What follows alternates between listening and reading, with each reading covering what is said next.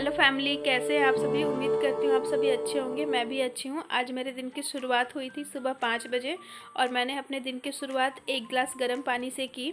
उसके बाद मैंने नहा भी लिया था क्योंकि मुझे बहुत ज़्यादा नींद आती है सुबह मॉर्निंग में। जब भी मैं पढ़ाई के लिए उठती हूँ तो मैं पूरे अच्छे तरीके से फ्रेश हो जाती हूँ और नहा भी लेती हूँ जिससे मुझे नींद ना आए। तो मैंने पानी गर्म करके नहा भी लिया था। आप लोग देख सकते हैं अभी सुबह के 5 बजे हैं। मैं आपको अपनी खिड़की से दिखा रही हूँ। बाहर पूरा पूरा अंधेरा है, मतलब सभी लोग सो रहे हैं और मैं जागी हूँ अपने सपने को पूरा करने के लिए। तो मैंने नहा लिया। नहाने के बाद मैं रेडी हो गई। रेडी होने के बाद मैंने अपना फर्स्ट स्टडी स्लॉट स्टार्ट किया था 5:35 से। आधे घंटे का टाइम मुझे ये सब चीज़ों में लगा। फिर मैंने 5:35 में अपना स्टडी स्लॉट जो है स्टार्ट कर दिया था। आज मुझे किचन में कोई काम नहीं था क्योंकि मैंने आप लोगों को बताया था कि मैं अपनी जॉइंट फैमिली में रहती हूँ, तो मेरे साथ मेरी जेठानी भी रहती हैं। तो हमने काम जो है डिवाइड कर दिया है, मतलब एक दिन मॉर्निंग का सारा काम जैसे कि ब्रेकफास्ट और लंच बनाना, ये मॉर्निंग का सारा काम वो करती हैं, तो इवनिंग में उस दिन मैं करती हूँ। फिर नेक्स्ट डे मॉर्निंग में मैं करती हूँ तो इवनिंग में वो करती हैं। तो आज का दिन मेरा किचन में मेरा कोई काम नहीं था, मतलब किचन का कोई काम नहीं था, कुकिंग का काम नहीं था मॉर्निंग का। इवनिंग में मुझे करना होगा। तो मैं सबसे पहले पढ़ाई पे लग गई और पढ़ाई पे लगने के बाद मैंने लगभग 8:30 तक पढ़ाई की। उसके बाद मुझे हस्बैंड को टिफ़िन देना था निकाल कर, तो मैं अपने हस्बैंड के लिए टिफ़िन निकालने चली गई। सुबह सुबह मैंने आज लगभग 2.5 से 3 घंटे की पढ़ाई कर ली है। उसके बाद 8:30 बजे मैं स्टडी करके उठी। उसके बाद मैंने सबसे पहले हस्बैंड का टिफ़िन पैक किया। टिफ़िन पैक करने के बाद मैं घर के जो काम होते हैं जैसे बेड ठीक करना, झाड़ू करना और पोछा लगाना, ये सारी चीज़ें की। फिर मुझे मेरे बेटे को रेडी करना था क्योंकि उसको स्कूल जो है 10 बजे से होता है, तो मैंने फटाफट से उसे रेडी कर दिया। उसे मालिश करना होता है, खिलाना होता है, नहलाना होता है, प्रॉपर रेडी करना होता है। तो टिफ़िन हो गया, बैग हो गया, ये सारी चीज़ रेडी करना होता है। वो सब चीज़ मैंने रेडी कर दिया और मैं उसे स्कूल छोड़ने चली गई। जनरली उसकी दादी जाती है स्कूल छोड़ने, बट वो अभी नहीं है, यहाँ बाहर में है, तो ये सारी चीज़ें मुझे ही करनी पड़ रही है। तो मैं उसे स्कूल छोड़ने चली गई और मेरे पास और भी काम थे। मैं जैसे कि मैंने सुबह कपड़े नहीं धुले थे, मुझे कपड़े धोने थे, बट मैं वो नहीं धोई क्योंकि एग्ज़ाम है। आप लोग जान रहे हैं परसों मेरा एग्ज़ाम है, तो आज मैंने कपड़े नहीं धुले। मैंने बेटे को स्कूल भेजा। स्कूल से जब मैं रिटर्न आई तो मैंने कोरिएंडर सीड यानी धनिया के बीज का पानी पिया था क्योंकि मुझे थायराइड की प्रॉब्लम है। तो वो पीने के बाद मैंने ब्रेकफास्ट किया। ब्रेकफास्ट करने के बाद मैं फिर से पढ़ाई में लग गई क्योंकि 10 से 2 बजे तक का जो टाइम है वो 4 घंटे मैं बिल्कुल फ्री रहूँगी। ना तो मेरे पास कोई काम है और ना ही मेरे पास मेरा बेटा वितुल है मुझे डिस्टर्ब करने के लिए। तो इसलिए पूरा टाइम मैंने स्टडी को दे दिया। पूरा यहाँ पे मैंने लगभग 3.5 घंटे का टाइम दिया अपनी स्टडी को और सुबह में मैंने 2.5 से 3 घंटे की पढ़ाई कर ली।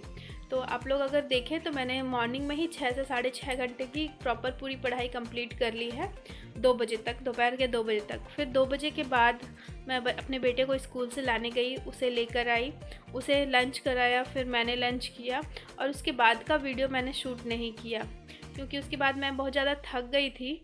और खाना खाने के बाद मैंने अपने बेटे को होमवर्क कराया।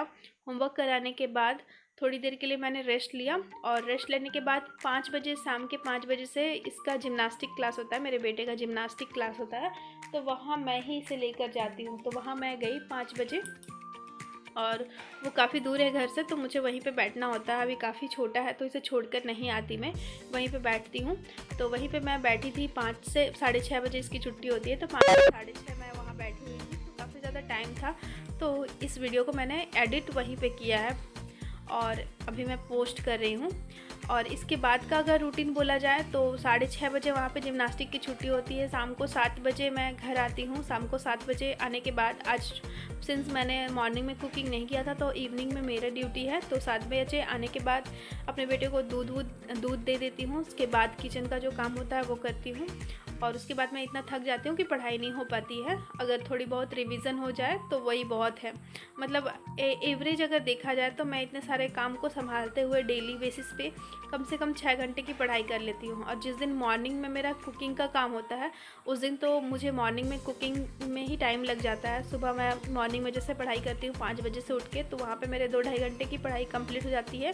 उसके बाद किचन में बहुत सारा काम रहता है, तो वो सारी चीज़ें करने के बाद मैं काफ़ी ज़्यादा थक जाती हूँ, तो मैं सबसे पहले थोड़ा रेस्ट लेती हूँ। उसके बाद मुझे जो टाइम मिलता है 1-2 घंटे का, वो मैं दोपहर को स्टडी करती हूँ। और जिस दिन मुझे इवनिंग में कुकिंग नहीं करना रहता है, उस दिन मैं इवनिंग में पढ़ाई कर लेती हूँ। शाम के 7 बजे जिम्नास्टिक से रिटर्न आने के बाद रात के 10 बजे तक 2.5 से 3 घंटे की पढ़ाई कर लेती हूँ। इस तरह से मैं अपने टाइम को मैनेज कर रही हूँ और मेहनत कर रही हूँ, इसी उम्मीद में कि मेरा भी एक दिन ज़रूर सिलेक्शन होगा। आप लोगों में से कितनों ने 12th फेल मूवी देखी है, मुझे कमेंट करके ज़रूर बताइएगा। मैंने 12th फेल मूवी देखी थी, मुझे बहुत बहुत बहुत ज़्यादा अच्छी लगी वो मूवी। मतलब दिल को छू गई एकदम। मतलब ऐसा लगा कि अगर लगन हो, मेहनत करने की चाह हो, तो इंसान क्या नहीं कर सकता। उसने इतनी ख़राब परिस्थिति में भी आईएएस जो आईपीएस वो बने, मनोज कुमार शर्मा।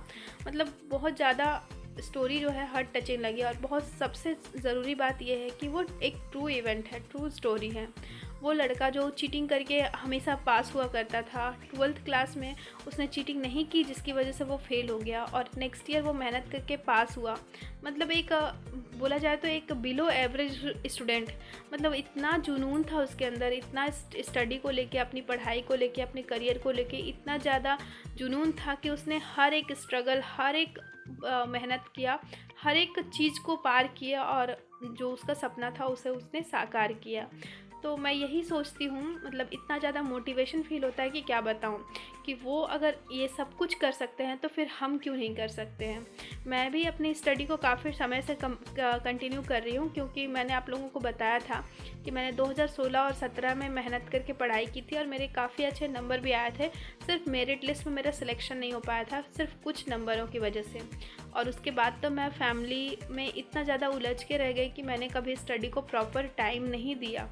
मतलब एक होता है ना कि कंफर्ट जोन से बाहर नहीं आना चाह रही थी, इतना सब कुछ करते हुए पढ़ाई नहीं करना चाह रही थी। बट ये चीज़ है कि मैंने पढ़ाई पूरी तरीके से नहीं छोड़ी, मुझसे जितना हो पाता था, मतलब कंफर्ट जोन में रहकर ही, मतलब बहुत ज़्यादा प्रॉपर नहीं, मतलब एकदम हार्ड नहीं, लेकिन कुछ स्टडी मैंने की थी।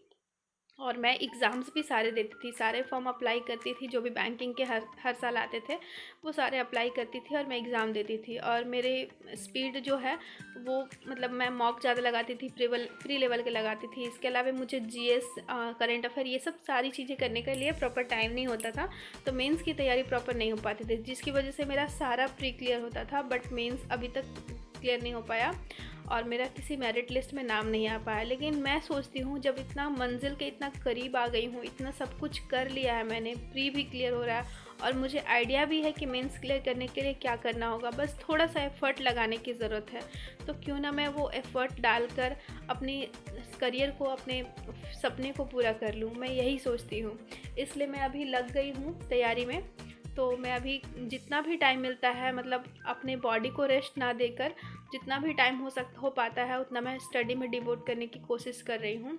और मुझे उम्मीद है कि मेरी ये मेहनत एक ना एक दिन ज़रूर रंग लाएंगी। तो ये बहुत ज़्यादा मोटिवेशन है मेरे जैसी मैरिड लड़कियों के लिए, जो शादी होने के बाद अपने सपने को भूल जाती हैं या फिर परिवार को प्रायोरिटी देने लगती हैं, या फिर जो भी चीज़ है।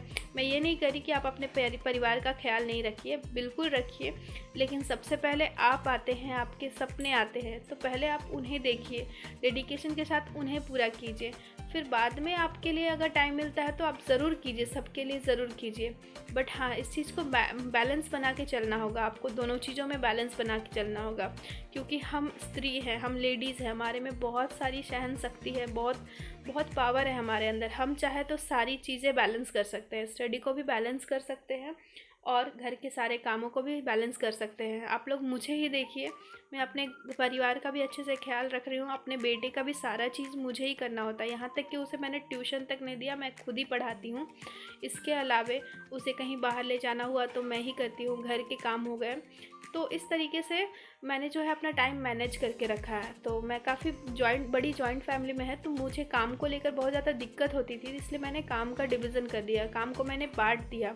हम दोनों मिलकर, मेरी जेठानी और हम मिलकर काम करते हैं, तो चीज़ें थोड़ी आसान हो जाती है। इस तरीक़े से आपको जो भी सहूलियत लगे आप अपनी सुविधा के अनुसार उसे ढाल सकते हैं और अपनी सारी चीज़ें जो है वो कंप्लीट कर सकते हैं। आप लोगों से बातों ही बातों में मेरा सारा काम कंप्लीट हो गया। मैंने 2 बजे तक ही वीडियो शूट किया है, जब हम लोग लंच कर रहे थे उसके बाद की वीडियो मैंने शूट नहीं की है। मैं आप लोगों के लिए नेक्स्ट वीडियो प्रॉपर लेकर आऊँगी जिसमें मैं मॉर्निंग रूटीन, आफ्टरनून रूटीन और इवनिंग रूटीन शेयर करूँगी। आज के व्लॉग में इतना ही, तब तक के लिए आप लोग अपना ख्याल रखिए। Thank you all, have a nice